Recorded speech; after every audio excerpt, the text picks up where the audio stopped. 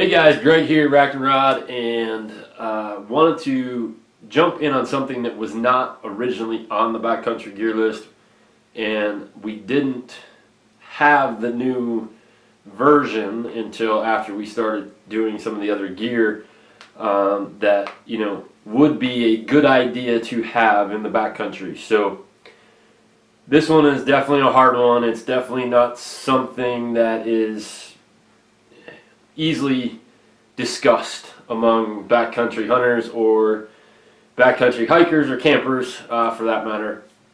But let me give you a for instance.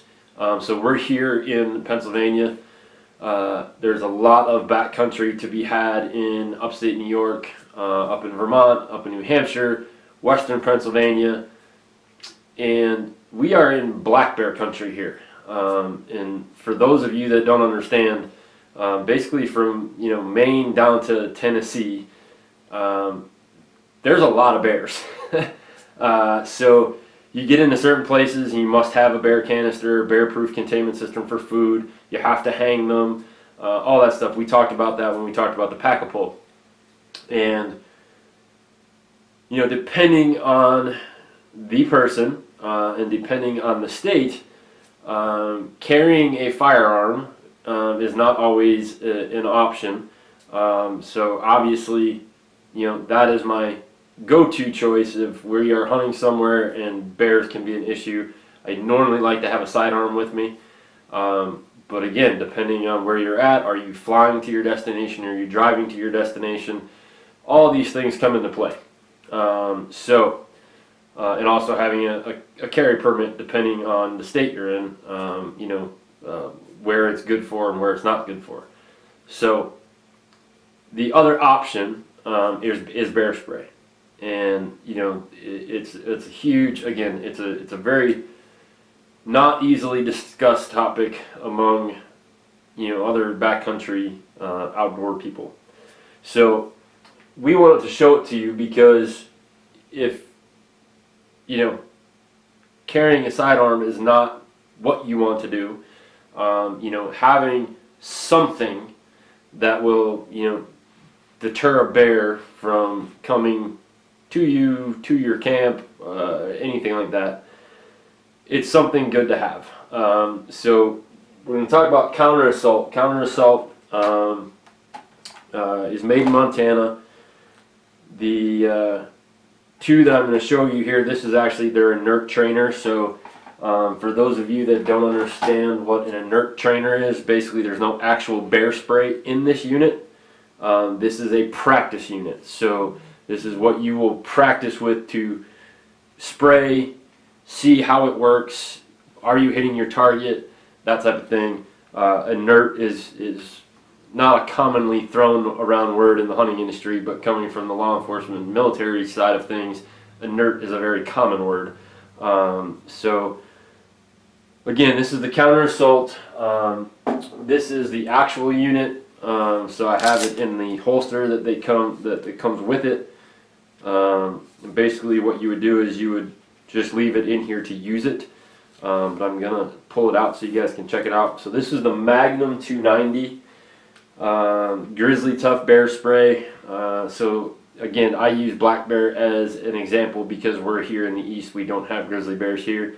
But if you're in the backcountry of Montana or you're on a hunt in Alaska, you may have some visitors that you're not very used to.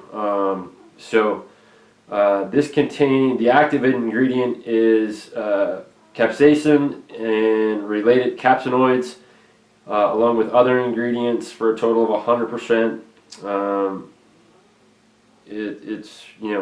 It's good to have. Again, not saying it's a must, but if you're not going to carry a sidearm, I would carry something, and this would be my go-to. If I'm flying to a destination, and I'm going on an archery hunt, and I don't want to have to go through the hassle of dealing with TSA and traveling with my pistol, right here is my go-to. It's that simple. Similar to having an actual first aid kit against having a little Ziploc bag full of Band-Aids. So basically the way this works is you're going to take off this wedge Now what's cool about this particular one is that glows in the dark. So if you happen to be at camp at night, Grizzly decides to pay you a visit, Black Bear decides to pay you a visit, you'll still be able to see that wedge. Basically you're going to pull it backwards, and that allows the thumb trigger to become active. So that's how you would spray it. Comes out of the little red portion in the front. Obviously store in a cool, dry place. Don't stick it next to, you know, something flammable. This is pressurized like an aerosol can, so it can't explode from heat. And what is nice is this does come with the holster. Now if you are using an FHF gear like I am, I will actually make a little adjustment to this particular holster, because it does have a belt loop on the holster, but the belt loop is not going to do me any good. So basically what you do is if you cut that right there and take 2 pieces of Velcro, you can then make a molly strap out of it, so I can wear this underneath my FHF gear harness, so it's in front of me. But if not, you can always use it again on your belt. So again, it is, think of mace for humans. This is the bear version. So I would not suggest spraying real mace or regular mace at a bear. Has really no effectiveness to it, because the ingredients are stronger in this to irritate a bear's nose and eyes, to get them away from you. So the holster does have the top that covers up your switch, so you can't, or your wedge, so you can't by accident take it off while you're walking. So basically all you're going to do is you're going to pop that off. It is on an elastic band, so it will get out of the way. You're going to insert the index finger and remove the wedge and spray. Now what we will do is, weather is finally starting to warm up here in Pennsylvania. The like almost 5 feet of snow we had is finally starting to melt. So once we have a nicer day, I will go out with the inert unit and actually spray it, so you have an idea. We'll probably do it over at our property, into or around a wooded area where the dogs don't go, because although this is inert and there's no actual pepper spray in there, you know, we don't want to be spraying it around where the dogs can go and try to find it. So the biggest thing you have to keep in mind with any type of bear spray is get the wind blowing away from you or to where you're spraying, because the last thing you want to do is unleash this baby and have the wind blow it back in your face. So it does have a 40-foot spray, and the can will last for 8 seconds at full trigger. And again, there's your grizzly bear and your black bear. So guys, again, if you're not carrying a sidearm into the backcountry, I would definitely recommend having bear spray. It's not super expensive. It's just that just in case thing. So for instance, here in Pennsylvania, if I travel in New York and we're going to go into the backcountry, whether it's fishing, hunting, doesn't matter, I cannot legally take a sidearm, so sidearm being a handgun, into New York State. It is illegal for resident of Pennsylvania to take a sidearm into New York. If I'm going to take my hunting rifle, completely okay.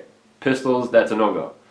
So, because we know there's a lot of bears in the High Peaks region, in the backcountry of New York, this is a must. So you will see this, because we will be going up there this spring to do a little fishing in the Adirondacks. And there are bear there, and obviously spring, you know, they're coming out of hibernation, they're going to be looking for food. We don't want the issue of running into a bear that is hungry. He's just been sleeping for a real, you know, couple real long months, and wants to be out enjoying the weather just like we are. So to make sure that he doesn't get too close, we'll have bear spray with us just to be safe. So again, it's more of a safety thing than, you know, I've never actually had to spray a bear with bear spray.